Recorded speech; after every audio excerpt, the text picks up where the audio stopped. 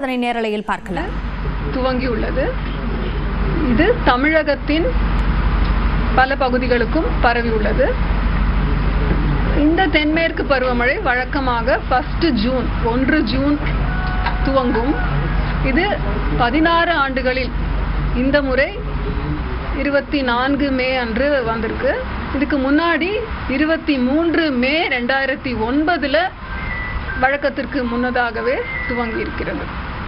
இது தென்மேற்கு பருவமழை குறித்தான அப்டேட்.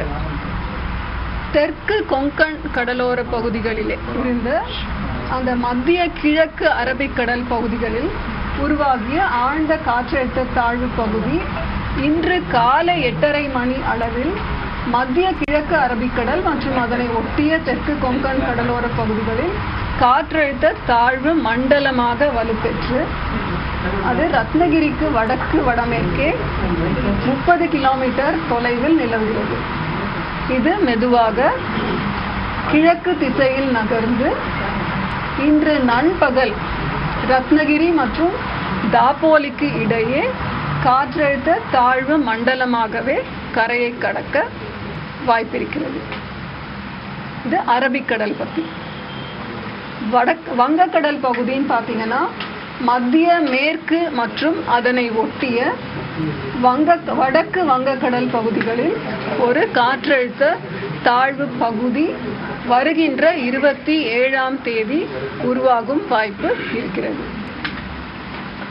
இந்த தென்மேற்கு பருவமழையோட துவங்கும் காலகட்டத்திலேயும் அரபிக்கடல்லையும் ஒரு காற்றழுத்த தாழ்வு மண்டலம் இருக்கிறதுனாலையும் வழக்கமாக நம்ம எப்போவுமே அந்த துறைமுகங்களில் எச்சரிக்கை கூண்டு அறிவுறுத்துவோம்.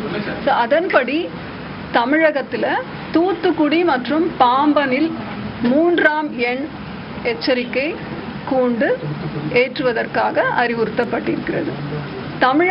தமிழகம், புதுவை மற்றும் காரைக்கால் பகுதிகளில் மற்ற துறைமுகங்களில் 1ஆம் எண் எச்சரிக்கை கூண்டு ஏற்றுவதற்கு அறிவுறுத்தப்பட்டிருக்கிறது. இப்ப கடந்த 24 மணி நேரத்திலே மழை எவ்வளவு பெஞ்சிருக்கு அப்படின்னு பாத்தீங்கன்னா 7 இடங்களில் கனமழை பெய்திருக்கிறது. அதுல அவலாஞ்சி அப்படின்ற இடத்துல நீலகிரி மாவட்டத்துல 11 சென்டிமீட்டர், பந்தலூர்லயும் அதே அளவு, தேவாலால 8 சென்டிமீட்டர், சின்னக்கல்லாறுல 9 சென்டிமீட்டர், திருநெல்வேலி மாவட்டத்துல பாத்தீங்கன்னா ஊத்து, நாலுமுக்கு, நாகப்பட்டினத்துல 7 சென்டிமீட்டர். சென்னையை பொறுத்த வரைக்கும் நுங்கம்பாக்கம் முதல்ல பார்த்தீங்கன்னா 6.9 மில்லிமீட்டர் குறைச்சல் தான். மீனம்பாக்கத்தில் 3 சென்டிமீட்டர். ஆனால் மற்ற ரெயின் கேஜஸ் பார்த்தீங்கன்னா சென்னையில் மடிப்பாக்கம் மற்றும் மேடவாக்கத்தில் 5 சென்டிமீட்டர் மழை அளவு பதிவாயிருக்கிறது. இதையும் நீங்கள் யூஸ்வலாக கேட்பீங்க.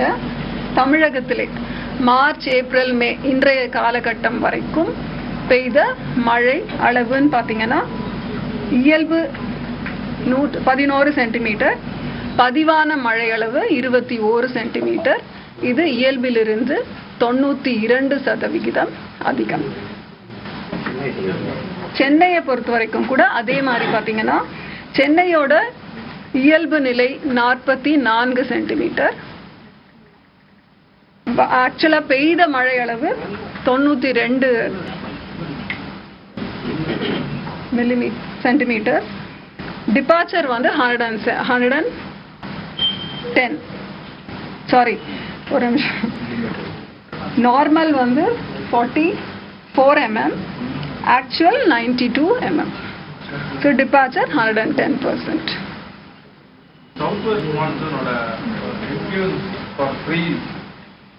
சவுத் வெஸ்ட் மான்சூனோட 9 நாட்கள் முன்னாடியே வந்தது. இதனால வடகிழக்கு பருவமழையும் முன்கூட்டியே வரமையும் வாய்ப்பு இருக்கு. இப்போ தென்மேற்கு பருவமழைன்னு பார்த்தீங்கன்னா நம்ம அனௌன்ஸ் பண்றது சில கிரைட்டீரியா இருக்கு. கேரளாவிலே ஒரு 14 ஸ்டேஷன்ஸ்ல மழை பெய்யறத வச்சும் ஒரு பெர்சன்டேஜ் நம்ம கணிக்கிறோம். அதே மாதிரி வளிமண்டல மேலடுக்குகளில் நிலவும் காற்றின் வேகம் மற்றும் திசை எந்த அளவுக்கு ஸ்ட்ராங்காக இருக்குது அப்படின்றத பொறுத்தும் நம்ம சொல்கிறோம். அதே மாதிரி கடல் பகுதிகளில் இந்த ஓஎல்ஆர்னு சொல்கிற அவுட் கோயிங் லாங் வேவ் ரேடியேஷனோட வேல்யூஸ், அது மழை தரக்கூடிய மேகங்களா அப்படின்றத தெரிஞ்சுக்கிற ஒரு பேராமீட்டர் அது. ஸோ இதுவையும் சேர்த்து எல்லா பேராமீட்டர் சேர்த்து தான் நம்ம வந்து கண்காணிச்சுட்டே இருக்கும் பொழுது இது வழக்கத்தை விட முன்பாகவே துவங்குகிறதா அப்படின்ற நமக்கு அறிகுறிகள் தென்படும். இப்பவே வந்து நம்ம வடகிழக்கு பருவமழை பத்தி சொல்றது கடினம். இட் மே ஹேவ், பட் இப்பவே அதை பத்தி சொல்றது கடினம். மழை அதிகமா இருக்கு, நம்ம தொடங்கி இருக்கு. இந்த வருஷம் தென்மேற்கு பருவமழை இயல்பை விட அதிகமா இருக்குமா, அது கணக்கிடப்படும். நம்ம இந்திய வானிலை ஆய்வுத்துறை தரும் அப்டேட்ஸ் பார்த்தீங்கன்னா ப்ரெஸ் ரிலீஸில் நம்ம இயல்பு நிலை ஒட்டி இருக்கும்னு தானே சொல்லியிருக்கோம். இப்போ திரும்பவும் மேலே ஒரு அப்டேட் தருவோம், அப்போ அதிகாரப்பூர்வமான அறிக்கை வெளியிடப்படும். கேரளாவில் 4லிருந்து 3 நாள் வந்து கனமழை இருக்கும் அப்படின்னு சொல்லிட்டு சொல்லியிருக்காங்க. அதனால தமிழ்நாட்டில் பார்டர் ஒட்டி இம்பாக்ட் ஏதாவது இருக்குமா? அதனால தான் நம்ம வந்து இந்த வார்னிங்ஸ் மேப் அதுக்கு நம்ம போகணும். இன்று வந்து கோயம்புத்தூர், திருநெல்வேலி மாவட்டங்களின் மலைப்பகுதிகள், நீலகிரி மற்றும் தென்காசி மாவட்டங்களின் ஓரிரு இடங்களில் கன முதல் மிக கனமழையும், திருப்பூர், திண்டுக்கல், தேனி மற்றும் கன்னியாகுமரி மாவட்டங்களில் ஓரிரு இடங்களிலும் கனமழை பெய்ய வாய்ப்புள்ளது. This is for today. நாளை 25 மற்றும் 26 மேற்கு வந்து நீலகிரி மற்றும் கோயம்புத்தூர் பகுதிகளுக்கு ரெட் அலர்ட் விடுக்கப்பட்டுள்ளது. அதாவது கோயம்புத்தூர் மாவட்டத்தின் மலைப்பகுதிகள் மற்றும் நீலகிரி மாவட்டத்தின் ஓரிரு இடங்களில் கன முதல் அதி கனமழை பெய்யும் வாய்ப்பு. திருநெல்வேலி மாவட்டத்தின் மலைப்பகுதிகள், தேனி, தென்காசி மற்றும் கன்னியாகுமரி மாவட்டங்களில் ஓரிரு இடங்களில் கன முதல் மிக கனமழையும், திருப்பூர் மற்றும் திண்டுக்கல் மாவட்டங்களில் ஓரிரு இடங்களில் கனமழையும் பெய்ய வாய்ப்புள்ளது. ஒரு நிமிஷம், எல்லாமே முடிச்சுடுறேன். கனமழை எச்சரிக்கை 26ஆம் தேதி முன்பே குறிப்பிட்ட மாதிரி நீலகிரி மற்றும் கோயம்புத்தூர் மலைப்பகுதிகளுக்கு ரெட் அலர்ட். மற்ற மாவட்டங்கள் திருநெல்வேலி மாவட்டத்தின் மலைப்பகுதிகள், தேனி, தென்காசி மற்றும் கன்னியாகுமரி மாவட்டங்களில் ஓரிரு இடங்களில் கன முதல் மிக கனமழை. திருப்பூர் மற்றும் திண்டுக்கலுக்கு ஓரிரு இடங்களில் கனமழை. 27ஆம் தேதி ஆரஞ்சு அலர்ட் ஃபார் கோயம்புத்தூர் மாவட்டத்தின் மலைப்பகுதிகள் மற்றும் நீலகிரி மாவட்டத்தின் ஓரிரு இடங்கள். 28ஆம் தேதி மஞ்சள் watch alert, that is Coimbatore மாவட்டத்தின் மலைப்பகுதிகள், நீலகிரி, திருப்பூர், தேனி மற்றும் திண்டுக்கல் மாவட்டங்கள். ஸோ இது கனமழை குறித்த எச்சரிக்கை. அடுத்து என்ன கேட்டீங்க? மீனவர்களுக்கான எச்சரிக்கை. தமிழக கடலோர பகுதிகளில் 24லேருந்து 28 வரைக்கும் தென் தமிழக கடலோர பகுதிகள், மன்னார் வளைகுடா மற்றும் குமரிக்கடல் பகுதிகளில் சூறாவளி காற்று மணிக்கு 35லிருந்து 55 கிலோமீட்டர் வேகத்தில் வீசக்கூடும். இது தமிழக கடலோர பகுதி. வங்கக்கடல் பகுதின்னு பார்த்தீங்கன்னா ஆந்திர கடலோர பகுதிகள் மற்றும் அதனை ஒட்டிய மத்திய வங்கக்கடல் பகுதி, அந்தமான் கடல் பகுதிகள், இங்கேயும் அதே மாதிரி சூறாவளி காற்று வீசக்கூடும்.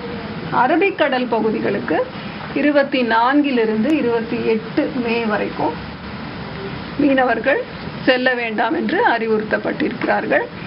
இதன் காரணமாக துறைமுக எச்சரிக்கை அண்ட் தென்மேற்கு பருவமழையின் காற்றின் வேகத்தினாலையும் சூறாவளி காற்று வீசும் வாய்ப்பு இருக்கிறதுனால இந்த துறைமுகங்கள்ல, தூத்துக்குடி மற்றும் பாம்பன் துறைமுகங்கள்ல 3ஆம் எண் எச்சரிக்கை கூண்டு ஏற்றுவதற்கு அறிவுறுத்தப்பட்டிருக்கிறது. தமிழகம், புதுவை மற்றும் காரைக்கால் பகுதிகளின் மற்ற துறைமுகங்களுக்கு 1ஆம் எண் எச்சரிக்கை கூண்டு ஏற்றுவதற்கு அறிவுறுத்தப்பட்டிருக்கிறது. மேடம், லாங் ஃபார்காஸ்ட்டை பொறுத்த வரைக்கும் இப்போ வரைக்கும் நமக்கு வெஸ்டர்ன் காட்ஸ்ல சுற்றி இருக்கிற டிஸ்ட்ரிக்ட் மட்டும்தான் மழை பெய்யுது. அதை தாண்டி மற்ற இடங்கள்லயும் லேசானது முதல் மிதமான மழை பெய்து கொண்டிருக்கிறது. உள் மாவட்டங்கள்ல வர வைக்க அந்த விருதுநகரோ இல்ல மதுரையோ அதை ஒட்டி இருக்கு, வெஸ்டர்ன் காட்ஸை ஒட்டி இருக்கிற அந்த உள் மாவட்டங்கள்ல மழை பெய்யறதுக்கு வாய்ப்பு இருக்கா? சென்னையில வந்து நேற்று நைட்டு ஒரு பெரிய மழை பெஞ்சிருக்கு. பெரிய மழை தான், மிதமான மழை பெஞ்சிருக்கு. அதுக்கு வந்து என்ன மாதிரி காரணம்? இது சென்னையில எப்படி இருக்கும்? அடுத்த 2 நாள் சென்னையை பொறுத்த வரைக்கும் நம்ம அறிவிப்பு 2 நாட்களுக்கு தரோம். வானம் ஓரளவு மேகமூட்டத்துடன் காணப்படும். நகரின் ஒரு சில பகுதிகளில் இடி மின்னலுடன் கூடிய லேசானது முதல் மிதமான மழைக்கான வாய்ப்புள்ளது. வெப்பநிலை 36, அதிகபட்ச வெப்பநிலை 36 to 37 டிகிரி செல்சியஸ், குறைந்தபட்ச வெப்பநிலை 26 டிகிரி செல்சியஸை ஒட்டி இருக்கும். இன்று நாளைக்கும் ரொம்ப பெருசா மாற்றம் இல்லை. வானம் அதே மாதிரி மேகமூட்டத்துடன் ஒரு சில பகுதிகளில் இடி மின்னலுடன் கூடிய லேசானது முதல் மிதமான மழை பெய்ய வாய்ப்புள்ளது. அதிகபட்ச வெப்பநிலை 35 டிகிரி செல்சியஸை ஒட்டியும் குறைந்தபட்ச வெப்பநிலை 26 டிகிரி செல்சியஸை ஒட்டியும் இருக்கக்கூடும். தென்மேற்கு பருவமழை இன்னும் ஒரு சில இடங்கள்ல தொடங்காம இருக்கு. அந்த இடங்கள்ல எப்போது வரும்? அதாவது இந்த மேப் பாத்தீங்கன்னா